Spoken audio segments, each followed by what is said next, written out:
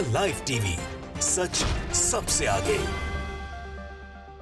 नमस्कार, मैं हूं रंजीत झा और आप देख रहे हैं द लाइव टीवी। आज प्रभु श्री राम के प्राण प्रतिष्ठा की तारीख आ गई है और ऐसे में अयोध्या नगरी सजी हुई है। लेकिन प्रधानमंत्री नरेंद्र मोदी ने पूरे देश के लोगों से कहा था कि आप जहां हैं वहीं से यात्रा निकालें, शोभा यात्रा करें, घरों में दिए जलाएं और प्रभु श्री राम के स्वागत की तैयारी करें। लेकिन कुछ असामाजिक तत्व, गुंडे, खास करके भगवाधारी, जिन्हें दूसरे धर्म से नफरत है, उनकी आदत है कि जब तक वो ऐसे मंगल कार्यों पर भी हंगामा ना खड़ा कर दें तब तक उन्हें खाना पचता नहीं है।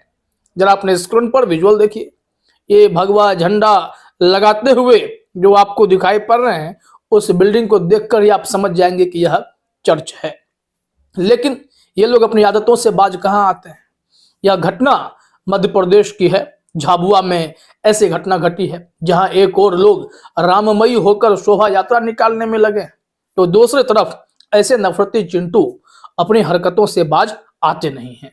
इन्होंने दूसरे के धर्म स्थल पर भी कब्जा जमाने की कोशिश की है। ऐसा लगा कि मानो कि वो बाबरी की याद दिला रहे हों। ठीक इसी तरीके की घटना तो उस वक्त भी हुई थी ना। अब इस वीडियो में क्या कुछ नारेबाजी हो रही है, क्या हो रहा है, इस 20 सेकंड के वीडियो में आप देखिए। आप इन लोगों की नफरत भरी मानसिकता को समझ जाएंगे। देखिए जरा।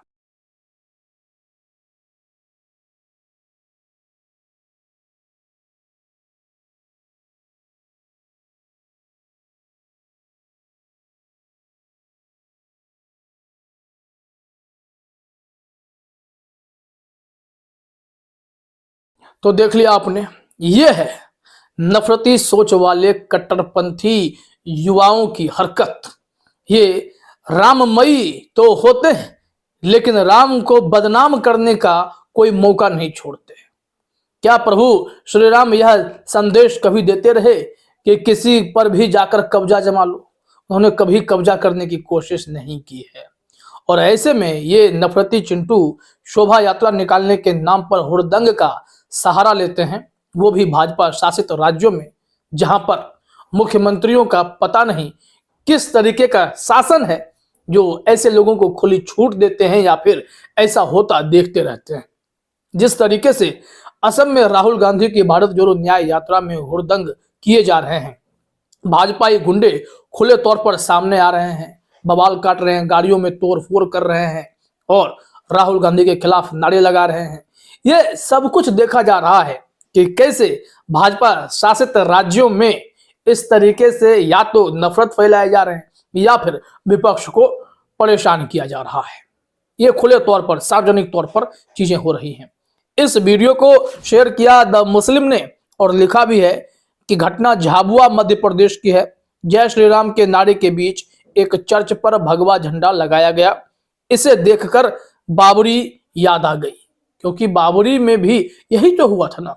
आज जहां प्रभु श्री राम का मंदिर बन रहा है, वो किसी दूसरे धर्म स्थल को तोड़कर गिराकर बनाया गया है। हालांकि विवाद करने वाले कहते हैं कि वहां पर बाबरी मस्जिद से पहले प्रभु श्री राम का ही मंदिर था और उसे तोड़कर बनाया गया था। खैर, इस विवाद में न पड़ते हुए वर्तमान परिदृश्य में देखते हैं, जब अदालतों ने फैसला दे दिया तो भी इन नफरती गैंग की आदत है कि देश में जहां कहीं भी ये दूसरे धर्म के आस्था की चीजें देखते हैं, उनके धर्म स्थल को देखते हैं, तो उन पर कब्जा जमाने की कोशिश करने लगते हैं। इस वक्त तो पूरे देश में जहां भी मस्जिद है उसे मंदिर बताने की कोशिश की जाती है कि जो बोलते रहते हैं ना कि अयोध्या तो जीत लिए, अब काशी मथुरा की बारी है। ये सब एक मानसिकता, एक सोची समझी रणनीति को दिखाता है, जहां पर जो कट्टरपंथी एक्सट्रीमिस्ट हैं, हिंदूवादी हैं, उनका मकसद ही होता है कि बवाल काटें। प्राण प्रतिष्ठा से पहले इस तरीके से भगवाधारियों की गुंडागर्दी पर दिग्विजय सिंह ने भी प्रतिक्रिया दी है। वो भी हम आपको कमेंट दिखाते हैं कि वो क्या कह रहे हैं। उन्होंने तो सीधे तौर पर मध्य प्रदेश के मुख्यमंत्री से और झाबुआ के सुपरिटेंडेंट ऑफ पुलिस से सवाल खड़े किए हैं। उसी वीडियो की एक तस्वीर को शेयर किया है जिसमें ये भगवा लहराने की कोशिश हो रही है और दिग्विजय सिंह ने लिखा है, किसी भी धर्म स्थल पर जबरदस्ती झंडा लगा देना कानूनन अपराध नहीं है क्या? और उन्होंने पूछा है, क्या SP Jhabua Madhya Pradesh, DGP MP और सीएम मध्य प्रदेश इसे संज्ञान में लेकर इन लोगों को गिरफ्तार करेंगे? और PMO India Amit Shah office को भी टैग किया गया है कि जरा देख लीजिए ये लोग किस तरीके की हरकत कर रहे हैं। वाकई में अगर ऐसे भाजपाई गुंडे या फिर हिंदुत्व के कार्यकर्ता नफरती कार्यों को अंजाम देते रहेंगे तो क्या होगा? पूरे देश में यह स्थिति है, राजनीतिक तौर पर भी, गैर राजनीतिक तौर पर भी, धार्मिक तौर पर भी यह सिलसिला जारी है। प्रभु श्री राम कितने दुखी होंगे कि उनके आगमन की तिथि पर दूसरे धर्म के लोगों को परेशान किया जा रहा है। कुछ लोगों ने इस मामले में प्रतिक्रिया दी है, वो कमेंट भी हम आपको दिखाते हैं। विशाल ज्योति देव अग्रवाल ने उसी वीडियो को शेयर करते हुए लिखा भी है कि श्री राम ने बाली को मारा पर उसके राज्य पर कब्जा नहीं किया। श्री राम ने रावण को मारा पर उसके राज्य पर भी कब्जा नहीं किया। ये जो हर धर्म के धार्मिक स्थल पर कब्जा कर लेना चाहते हैं, ये कुछ भी हो सकते हैं पर राम भक्त नहीं हो सकते। राम अकेले आए हैं। ये सोशल मीडिया पर ट्रेंड कर रहा है कि राम अकेले आए हैं। और ऐसे नफरती गैंग जो देखिए प्रभु श्री राम की मर्यादा का कहां पालन कर रहे हैं। भगवा ओढ़ लेने से आप राम भक्त नहीं हो जाते, क्योंकि आपकी हरकत जो है वो राम भक्ति से मेल तो नहीं खाती है ना। किसी दूसरे की जगहों पर, धर्मस्थल पर कब्जा कर लेना यह न्यायोचित तो है नहीं। प्रभु श्री राम भी ऐसा नहीं करते थे। विशाल ज्योति देव के इस ट्वीट से आप समझ सकते हैं कि हाँ, वाकई में प्रभु श्री राम ने बाली को जरूर मारा, लेकिन राज्य उसके भाई को सौंप दिया। रावण को जरूर मारा, लेकिन राज्य लंका विभीषण को सौंप दिया गया। क्यों? चाहते तो राम कहते सब मेरा, यहां पर हम ही बैठेंगे, ये तो सोने की लंका है। लेकिन ऐसा उन्होंने नहीं किया।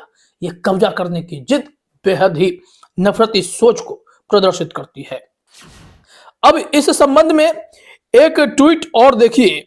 डॉक्टर सलीम अली त्यागी ने इस संबंध में एक ट्वीट किया है और उन्होंने लिखा है कि इसे कहते हैं विशुद्ध आतंकवाद। जिसने पहले नहीं देखा वो अब देख ले। जनमानस को आरएसएस की विचारधारा ने इस हद तक संक्रमित कर दिया है कि आज का बीजेपी वोटर दूसरे धर्मों के अनादर और गाली गलौज को ही हिंदू धर्म या सनातन धर्म समझ बैठा है।